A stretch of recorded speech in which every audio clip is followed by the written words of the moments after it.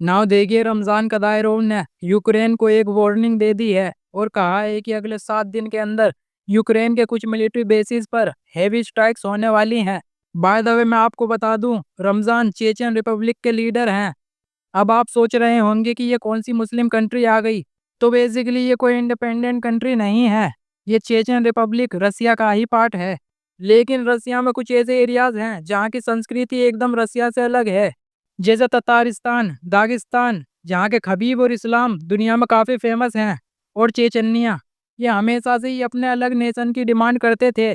लेकिन रसिया ने इन्हें अलग नहीं किया, बल्कि ये कह दिया कि तुम पार्ट तो रसिया का ही रहोगे, लेकिन तुम खुद का कॉन्स्टिट्यूशन बना सकते हो और अपना लीडर चुन सकते हो और अपने एरिया को डिफेंस करने के लिए अपनी आर्मी भी बना सकते हो।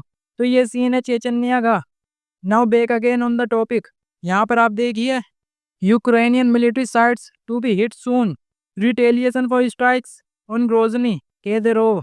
यानी ग्रोजनी पर हुए हमले के बदले में यूक्रेनियन मिलिट्री साइट्स को जल्दी ही टारगेट किया जाएगा। और ग्रोजनी में आपको बता दूं, चेचन्या की कैपिटल है। 5 नवंबर को एक यूक्रेनियन ड्रोन ने ग्रोजनी सिटी कंपाउंड के एक हाई राइज बिल्डिंग को अटैक किया। अटैक में बताया जा रहा है कि काफ़ी नुकसान नहीं हुआ है, लेकिन चेचन लीडरशिप के लिए यह एक डायरेक्ट प्रोवोकेशन माना जा रहा है। नाउ रमजान ने टेलीग्राम पर लिखा है कि कल से लेकर अगले हफ्ते तक यूक्रेनियन न्यू नाजीज हमारा टफ जवाब महसूस करेंगे और हम सिविलियंस को टारगेट नहीं करेंगे। हमारी स्ट्राइक्स सिर्फ उनके मिलिट्री और टेररिस्ट इंफ्रास्ट्रक्चर पर होगी। और रमजान ने सिर्फ रिटेलिएशन की वार्निंग नहीं दी है, उन्होंने यूक्रेनियन लोगों को अपने ही देश की गवर्नमेंट के खिलाफ खड़े होने को भी कहा। उन्होंने कहा है कि सड़कों पर निकलो, तुम्हारे बच्चे मर रहे हैं, अपनी आवाज़ उठाओ।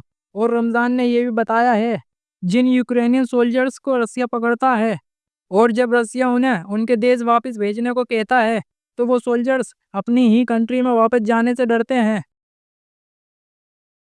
वैसे अगर अगले कुछ दिनों में यूक्रेन के मिलिट्री साइट्स पर स्ट्राइक्स होती हैं, तो मैं आपके लिए अपडेटेड वीडियोस लाता रहूँगा।